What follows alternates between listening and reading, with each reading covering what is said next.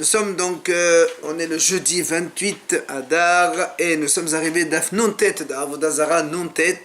On était à la 6e ligne. La Gemara raconte Rabbi Yahya bar Abba Ekla le Gavla.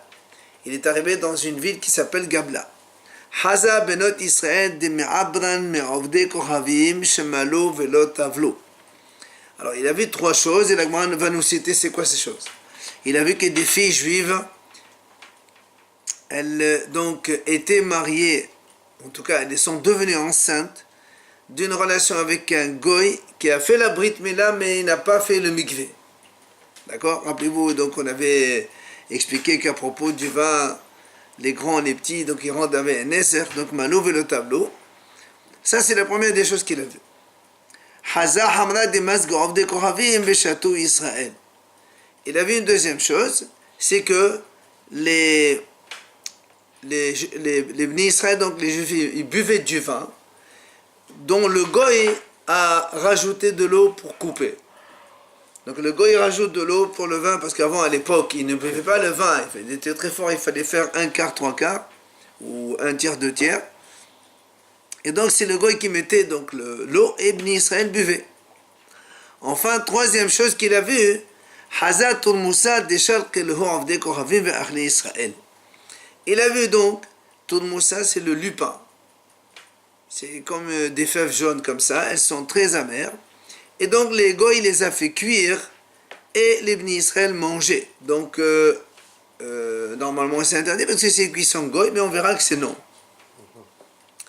Donc ce Rabbi Yahya bar Abba, il a vu ces trois choses dans cette ville-là et il ne leur a rien dit. Vela ama lehu vela mide. Il n'a rien dit. Rabbi Yohanan, quand il est allé chez Rabbi Yohanan, donc il lui a raconté. Amalo, il lui a dit Rabbi Yohanan, c'est והכריז על ביניהם שהן ממזרים ועל עינן משום יין נסך ועל תורמוסן משום בשולב de כוכבים משום שאינן בני תורה. Rabbi Yohanan lui dit tu vas retourner là-bas et tu vas déclarer que ces enfants, donc pour le premier cas qu'il a vu des filles, donc elles allaient avec des goy qui ont fait la brit mila mais sans le mikvé, que leurs enfants c'est des mamzerim. La deuxième, que le goy il a coupé le vin et que le juif buvait, que c'est du vin nesser. Et la troisième chose que tu as vu, le tourmous que les goyim faisaient cuire, que c'est assourd de les manger, mais il lui a donné une raison à cette troisième chose. Mishum she'enan bnei Torah. Parce que les habitants de cette ville-là, ce n'est pas des gens religieux. Donc, il faut leur interdire. Alors, la Gemara va expliquer chaque chose. Benehem she'en mamzerim. Pourquoi? Nous, on sait que mamzer, c'est uniquement quand un homme il a une relation, ou une femme a une relation, qui est interdite donc et passible de mort. Or, ici, quand avec un goy qui a fait la brit mila et qui n'a pas la tvila, c'est pas sûr qu'il y a mita. Donc c'est pour ça que l'agma a dit, comment ça se fait qu'il a dit que c'est mamzer? Il dit parce que Rabbi Yohanan est armé, Rabbi Yohanan est olam eno gil'an shimul vitbol. Parce que Rabbi Yohanan, lui, il pense que un goéton qui n'a pas fait la mina plus la tvila, eh bien, il restera goy. Et comme ici, il n'a pas fait la tvila, il est quand même goy. Et alors, Amar Rabba Bahana, Amar Rabbi Yohanan, en fait, Kohavim ve'evet abba al-bet esel havlad mamzer. Et Rabba, au nom de Rabbi Yohanan, a dit qu'un goy ou un esclave qui va avec une fille juive, l'enfant, il est mamzer. Donc c'est parce que lui, il pense que c'est comme ça, c'est pour ça qu'il a dit que le fils, il est mamzer. La deuxième chose, quand il leur a dit que le vin, il est nesser, alina mishum yain nesser, alors qu'en vérité, nous on sait, on a déjà vu que pour que ce soit nesser, il faut que le goy touche le vin, il le secoue. Or là, il n'a pas secoué, il a juste rajouté de l'eau. Alors il a dit, il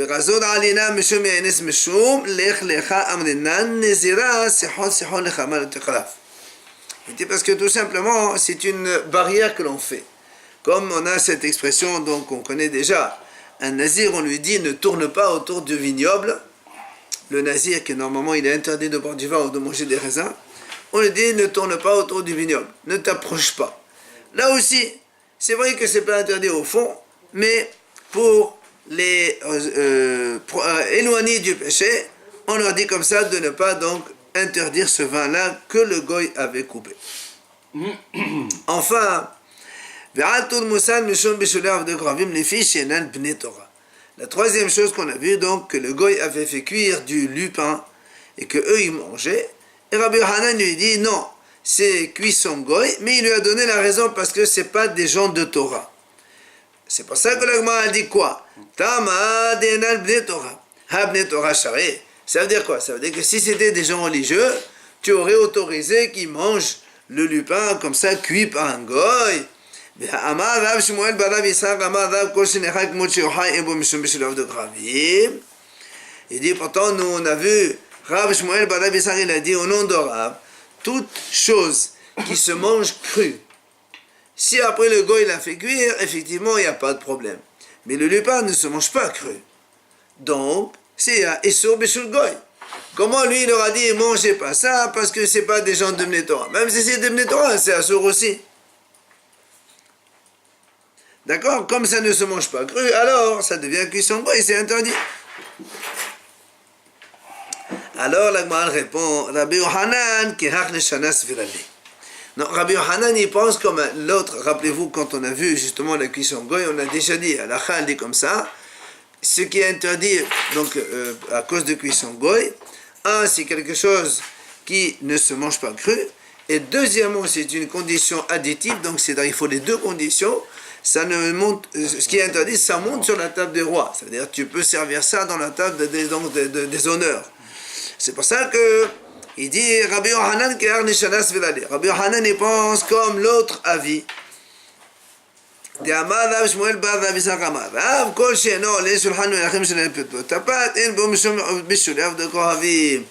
Et donc comme ici aussi, le lupin c'est pas quelque chose qui monte sur la table des rois. Pour donc, en tant qu'hors d'œuvre manger dans la séroda, eh bien, même si le goy il est fait cuire, il n'y a pas de bichoul à coup. C'est pour ça ici aussi, normalement, si c'était des gens religieux, il aurait permis de manger le lupin, vu qu'il n'est pas présentable sur la table des rois. C'est pour ça qu'il a rajouté Tama, Denan bnei Torah, bnei Torah shari. D'accord? La raison, c'est parce que c'était pas des gens de Torah, mais si c'était des gens de Torah, il aurait permis. Comme c'est des gens qui ne sont pas donc religieux, c'est pour ça qu'il les éloigne un peu plus, il fait une barrière pour ne pas qu'ils plongent dans les interdictions. Ba'omine me Rav Kahana. La Gemara dit, on a posé une question à Rav Kahana. Oved kohavim ma'u shi'olich anavim lagat. Est-ce qu'un goy peut transporter des caisses de raisins pour les amener au pressoir? Sachant que les raisins qu'on amène au pressoir sont des raisins qui sont très mûrs, et donc par le poids ça s'affaisse et ça fait déjà du vin dans la caisse, quoi. Et c'est ça notre question. Est-ce qu'on ne craint pas que le goy est en train de transporter, donc quand il prend la caisse, il la met dans le pressoir, en fait, il met aussi du vin dans le pressoir. Et donc ça serait du ANS, est-ce que c'est permis ou c'est pas permis? Amaléo, Rav Kahana, il aura répondu donc à ceux qui lui ont posé cette question, Assur. Il aura dit c'est interdit. Mais, Mishum, l'Erlecha Amrin, Nizera, pour la même raison qu'on a dit tout à l'heure, c'est une simple barrière qu'on fait. Sur le fond, il n'y a pas d'interdiction. Le goy n'a pas touché le vin. Puisque, rappelez-vous, nous on a dit dans la Mishnah que quand le goy presse le vin, l'interdiction, c'est quand seulement il est dans la cuve en bas, ou bien carrément quand il commence à couler. Mais là, il est au-dessus du pressoir, donc sur le pressoir, il n'y a aucun problème. C'est pour ça qu'il dit quand même, on dit fais attention, éloigne-toi donc de cette chose-là, parce que ça risque d'avoir après, donc d'être interdit à cause de choses que des fois on ne domine pas, et le goy peut toucher sans le voir. Assourd à cause de la barrière. Mais comme c'est assourd de toute façon. Il y a des raisins dans une caisse, lui il remue exprès, il ne touche pas. Il remue exprès et ça fait du jus. S'il a remué exprès pour l'arbre d'Azara, c'est certain que c'est non, pour le vin. Bien sûr.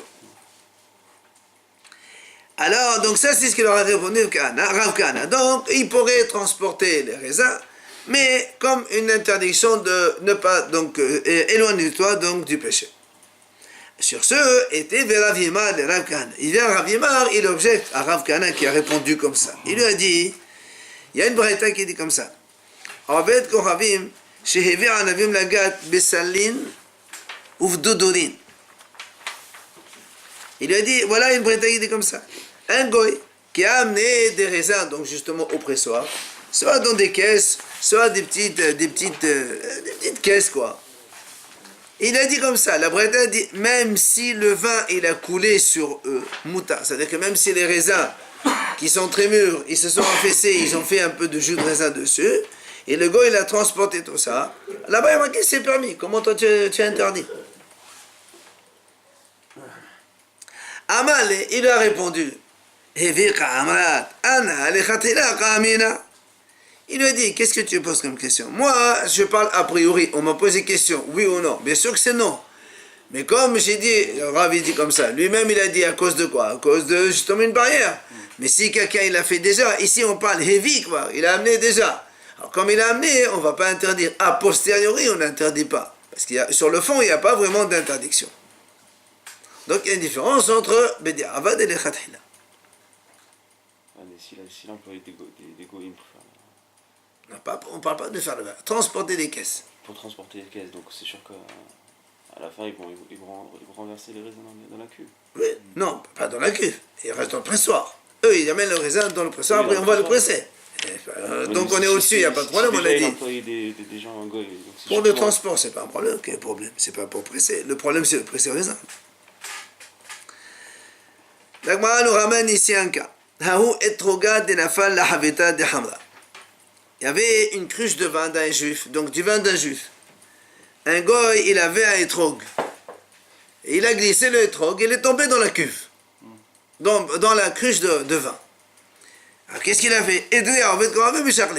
Le goy, réflexe, il a sauté, il a mis la main dans la cruche pour attraper son étrog qui ne tombe pas au fond. Mais bon, il a mis la main dans la cruche. Il a attrapé son étrog, donc. Maintenant la question elle est, est-ce que le vin il est interdit? Comment on peut faire? Amaleo Ravashi. Deux secondes, vous allez comprendre. Amaleo Ravashi. Ravashi lui a dit, voilà ce que vous allez faire. Naktoh liadi ki khid ala li chercher be. Ou ben soa di shaifa. Ravashi lui a dit, c'est vrai, quand il a rentré la main, l'intention c'était de rattraper son étrog. Et quand il a attrapé son étrog, il va relever la main. Là, peut-être qu'il va, en relevant la main, il va penser à Avodah Zarah en même temps qu'il peut. Et donc ça pourrait interdire. C'est pour ça que Ravashi a dit, voilà ce que vous allez faire. Vous voulez attraper son bras comme ça. Il ne bouge pas. Quelqu'un, il vient, il lui tient le bras, il ne bouge pas. Avec son étrog dans la main, il ne bouge pas. Après, qu'est-ce qu'on fait? On incline la cruche et on verse le raisin, on transvide le raisin dans un autre récipient. Jusqu'à ce que le bras du goy, il n'a plus de contact avec le vin. Et après, il sort sa main. De telle sorte que quand il sort la main, il n'y a pas de contact avec le vin. On parle de kavana. Non, la kavana, au début, il n'y a pas de kavana. Au début, il voulait chercher son étrog. Il y a une kavana qui peut s'installer dans le... Non, tant qu'il ne bouge pas le goy. Le goy, il faut secouer le vin pour que ça marche. Pour que ça soit interdit, les chercheurs. Sans bouger, Sans bouger, il n'y a pas de problème. kavana, il n'y a pas de problème. Il n'y a pas de problème. Il n'y a pas de kavana sans bouger. Pourquoi? Parce que leur Avodah Zarah, c'est justement de verser le vin sur l'Avodah Zarah. Tout le but, c'est de verser le vin. Alors, si tu verses pas le vin, tu mets ta main comme ça va rien dire, c'est pas un service, ça. Donc, on a compris. Donc, donc la peur, c'est quand il ressort sa main, il veut penser, en même temps, il bouge le vin, et donc il va penser à l'Avodah Zarah. C'est pour ça qu'on dit de maintenir son bras comme ça. Hein. Le temps qu'on transvide la cruche, après il enlève sa main, donc comme ça on est tranquille. Ah, des chefs, est-ce que on a transvide ailleurs? Ils sont forts. Amar Ravashi, encore autre chose. Il a dit Ravashi, Hay Oved Kochavim, Dinasre le Hamra d'Israël Bechavana. Il dit, voilà un goy. Il va prendre la cruche d'un juif, exprès. Il la secoue comme ça, pour faire Yain Nesser. En fait, c'est dans l'intention de nuire. Exactement. De le payer moins cher. Même pas, parce que quand il y a Nesser, on n'a même pas le droit d'en Le profiter. goy.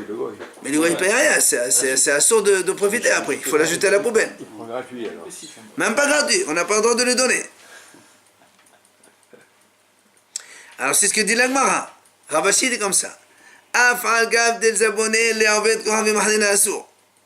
Bien que le juif, il n'a même pas le droit de la vendre à notre goy. Puisqu'on a dit que c'est interdit de profiter. Le yain, et ça c'est un sort de bois, un sort de profiter aussi. Lui, il a fait un nesser pour de bon. les mishkal dameh me'ovet kohavim. Et l'Agmara Ravashi dit, ce juif-là, il a quand même le droit de demander dommage à ce même goy qui lui a fait faire donc son vin. Et on ne va pas dire, ah comment, si tu prends de l'argent, le prix du vin chez le goy, c'est comme si que tu l'as vendu ce vin. Il te dit non, ça ne s'appelle pas vendre le vin, ça s'appelle ma'tama mikla kaliye. Il dit parce que ça veut dire que ça, c'est un cas où, comme quelqu'un il lui a fait, imagine un juif vient, il lui renverse la cruche de vin, il lui fait un dommage, il paye le dommage, là aussi c'est pareil. C'est comme si que le goy, il a pris la cruche et l'a jeté à la poubelle. C'est exactement la même chose. C'est pour ça donc, on n'a pas le droit de le vendre à quelqu'un d'autre, parce qu'on n'a pas le droit de profiter. Mais du même goy, lui-même qui t'a fait le dommage, tu peux prendre donc l'indemnisation, le prix de ton vin. C'est ce que dit Ravashi. C'est une sorte de compensation. C'est pas justement, c'est une indemnisation d'un dommage qu'il t'a fait. Est-ce qu'il faut l'empêcher de prendre le vin s'il le prend de lui-même, le goy? Comment ça empêcher? Si on arrive avant qu'il ne touche, bien sûr. Non. Une fois que la chose est accomplie, on n'a pas le droit ni d'en profiter, ni de lui donner. On prend la compensation. Le dommage. Il nous a fait un dommage, il paye un dommage. Il paye le dommage. Et puis le goy, sans rien dire, il prend le vin et il se sauve avec. Il le vole. Oui, il se sauve. Il prend le vin, il s'en va, parce que j'ai dédommagé, je raisonne le goy, je suis le goy, je l'ai dédommagé, je prends le vin et je m'en vais. Est-ce que pour autant le juif il est coupable de, entre guillemets, d'avoir offert le vin? Mais Stama, normalement, quand il va lui payer ses dommages, après le juif il n'a rien à voir avec le reste. On a dit qu'il faut le jeter. Oui. Mais avant que je le jette, il a pris, il est parti avec. Est-ce que C'est son je lui ai problème. donné, ou Non, est-ce que- c'est son problème, je ne vais pas donner. Il a pris. D'accord. Amar Ravashimena Aminala. Il vient Ravashimena, il dit d'où je tiens mon enseignement, parce que quand même il faut le dire, c'est vrai que c'est un petit peu difficile à comprendre. Si je n'ai pas le droit de profiter d'un goy, je ne vois pas pourquoi je profite de celui-là même qui m'a fait le dommage. Et alors, si c'est un dommage, mais c'est quand même, tu prends le prix d'un vin Nesser. Il est Nesser le vin. Les calculs en fonction de quoi, ce dommage? Hein? Les calculs en fonction de quoi? Le prix du vin. Comment ça coûte la cruche? Et de la quantité aussi. Ah, évidemment, le prix de la cruche, comment ça coûte? Il y a 100 litres à 100 euros. Voilà, donc c'est directement lié à la Absolument. perte. C'est pour ça, Ravashi, il est obligé d'amener à une source à ce qu'il dit. Tu ne peux pas avancer comme ça un enseignement qui paraît un peu bizarre. Mais sinon, on va laisser tous les goïms à faire ça et ça y est, on s'en sort plus. Nous. Non, mais en général, quand on fait du vin, on ne va pas le mettre à la portée des goïms. On va voir déjà dans les pages plus tard, quand le goï surveille du vin, etc. C'est tout après, on verra. Là, doucement, on y va doucement. Alors, maintenant, donc on va essayer d'où j'ai appris, je tiens cet enseignement. Il nous dit qu'il y a une bretta, Détania, la bretta dit comme ça. En fait, Kohavim, Shenasar Yeno chez l'Israël, Shelo Bevna Avdat Kohavim. Assour. Il dit, c'est un goy. Il rend Nesser, le vin d'un juif, mais pas devant l'arbre d'Azara. Il n'a pas pris le vin devant l'arbre d'Azara, il l'a versé. Il a secoué, il a fait autre chose, mais pas devant l'arbre d'Azara. Nous, on sait que c'est assourd. Ça ne change rien, devant ou pas devant, c'est la même chose. C'est assourd, de toute façon. Quand il a rendu Nesser, c'est Nesser, interdit de boire, de profiter, c'est donc évident.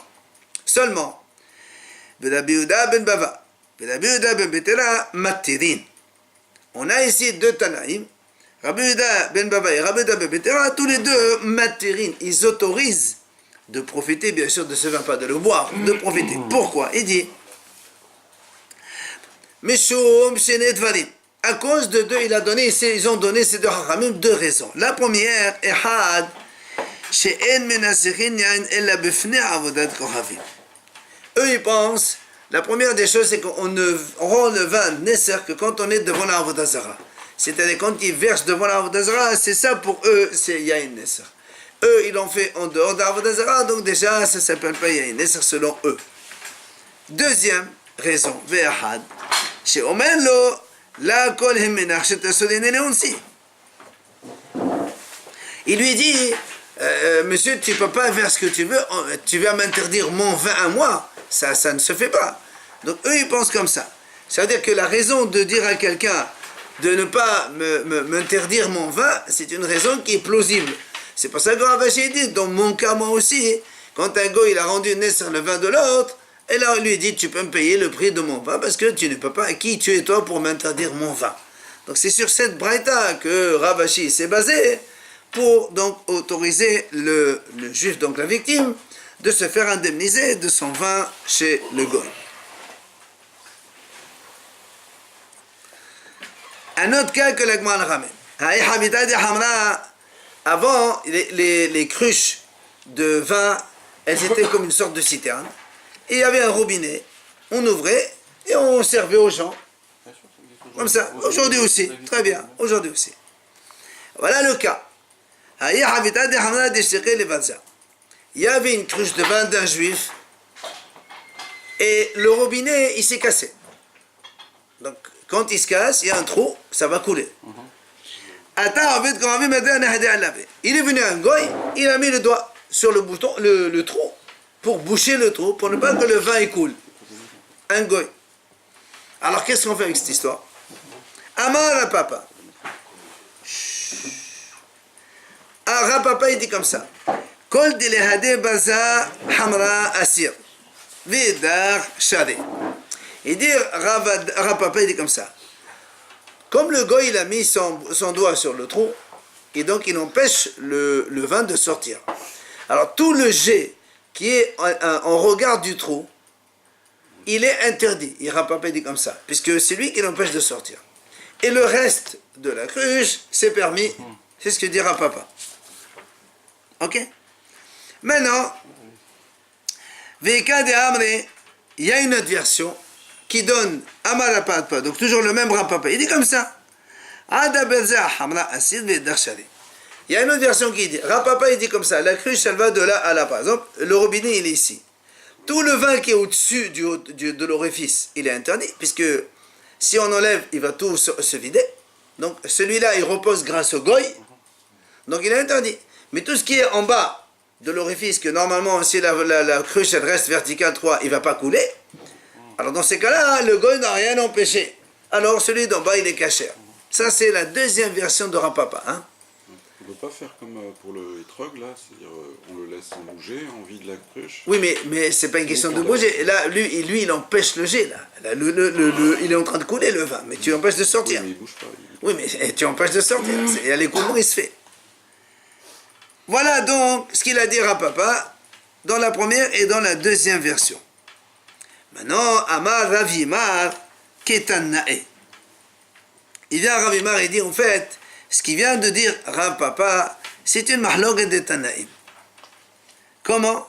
Il nous ramène une Mishnah.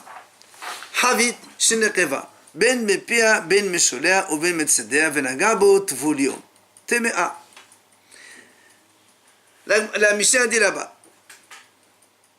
Alors, premièrement, nous on sait que dans l'impureté, donc quelqu'un qui est tamé, qui touche un aliment, il aura impur, ça va de soi. Si quelqu'un a ce qu'on appelle tvulium, c'est-à-dire il était impur, il a fait le mikvé aujourd'hui, et normalement quand on fait le mikvé, on est obligé d'attendre jusqu'à la tombée de la nuit pour être complètement pur. Et lui, imaginons il a fait le mikvé à 4 heures de l'après-midi, et à 5 heures, la nuit elle n'est pas encore tombée, il a touché un aliment. Eh bien, c'est pas tamé. Par contre, s'il touche un aliment de trouma, alors il est tamé l'aliment de trouma. Tvulium, il rend impur la trouma. Voilà que le cas de la Mishnah, il est comme ça. Il y avait donc une cruche de vin de trouma. Vin de trouma d'un Kohen. Et effectivement, Nekeva, la cruche, elle s'est percée. La Mishnah dit là-bas, soit le trou, il est au-dessus, soit le trou, il est en bas, soit le trou, il est sur Mitzéder sur les côtés. Venagabo tvulium, tmea. Et vient tvulium, donc celui qui est tamé, qui n'a pas attendu la tombée de la nuit, il a mis le doigt pour éviter que le vin il coule. la Mishnah dit tamé, tout le vin, toute la cruche, elle est tamé. Mais Rabbi Yehuda Omer, Rabbi Yehuda il dit non, et mahloket, mais pia ou mishuleha temea, mais sedea tehora mikan ou mikan. Rabbi Yehuda il dit non, si le trou il est au-dessus et qu'il vient mettre le doigt, alors là, elle est tamée entièrement effectivement. Si le trou il est en bas, sur le fond de la cruche, et il met le doigt, là aussi c'est pareil, donc elle est tamée entière. Mais Rabbi Yehuda dit, si maintenant le trou il est sur le côté de la cruche, donc il y a ici 22 traumas, et le trou il est au milieu, et il vient le volume, il touche, donc il bouche le trou qui est au milieu, qui empêche que la cruche se vide.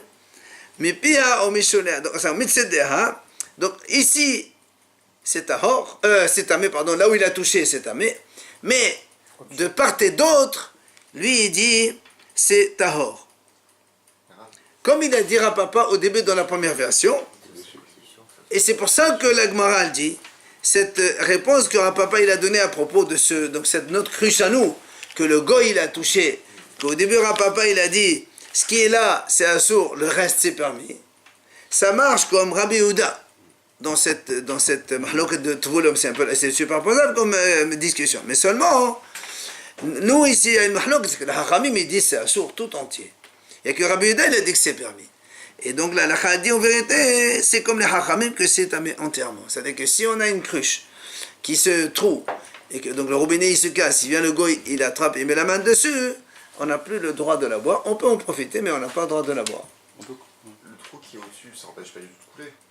Si on met le doigt, est-ce que ça change rien? Oui, mais comme le doigt repose sur tout, il a touché tout le volume. C'est pas, on parle pas de sortir ici. Ouais, il a touché. C'est comme si que quelqu'un, il a une grosse courge, tu touches au-dessus, c'est tout un seul volume. Le liquide, c'est un seul volume. Là, sur le côté aussi. À partir du moment où on touche, tout le volume est touché. Ben justement, c'est pour ça que les Hachamim ils disent que t'as mis en entier. Oui, mais dans ce cas-là, Pourquoi Rabbi Yehuda il dirait, lui il te dit, moi j'ai touché que ça, moi j'ai touché que ça, j'ai touché que ça. Comment on peut en profiter alors Hein? Comment on peut en profiter alors que c'est Le vent. Non, encore une fois, le goy empêche l'écoulement. Le goy il n'a pas touché toute la... Non, sur ce cas avec la trouma, Tvoulium. Eh bien, le tamé qui a touché ça. on dit c'est tamé. Hachamim il dit c'est tamé en Il entier. peut en profiter. Non, dans le trauma, il n'y a pas de profiter. Si c'est la trauma, non, j'ai profité c'est dans le vin, je parle. Elle devient folle, non, la trauma? Non, trauma téméra, il faut la brûler. On peut comparer un Tvoulium avec un goy?